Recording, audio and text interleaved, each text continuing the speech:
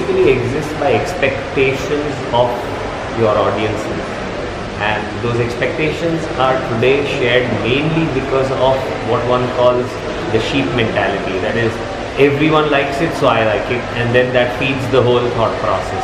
So broadly, the box is defined by what is the dominant narrative of that time, which everybody is liking. So you don't want to go against the grain and create something completely which demolishes the box.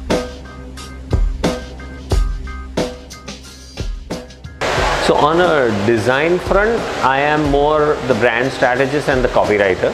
So I don't do graphic design, right? So, but you still get your roadblocks, because when you're doing copy, you're doing a lot of conceptualization.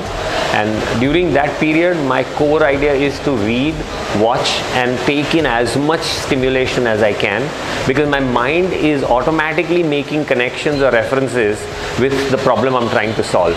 So there's a subliminal problem solving that is automatically going on in the head, and therefore the more I absorb, the better the solution I can get.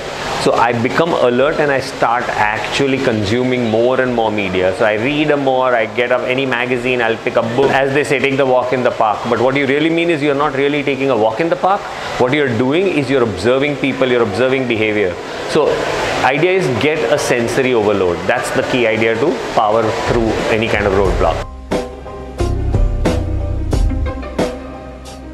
What I would look for from designers, that they have to contribute to the way life is going to be ahead.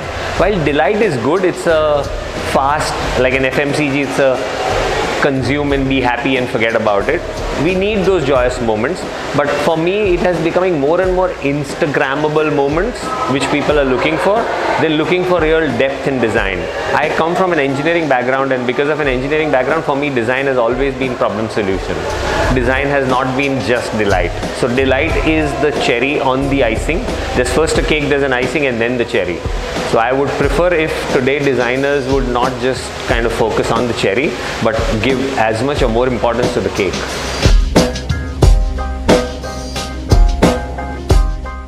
What I would tell the young designers is, don't do contrarian just for the sake of contrarian, right? And your voice is the key, because it is your experiences, your expertise, and your number of years, what you've done, what you've seen, what you've consumed, is what you will get a voice from. And let that voice speak. The core idea is that we all are unique and people love unique voices. You cannot be a sheep in terms of, you've seen one, you've seen them all. Never has a copy succeeded as much as an original.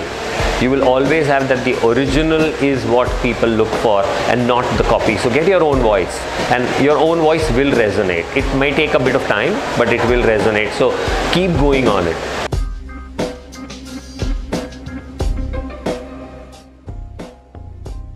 I would like to stir up the future of design by being a strong advocate of sustainability in the design community, and making sure that sustainability becomes as intrinsic to design as visual appeal and user experience are today.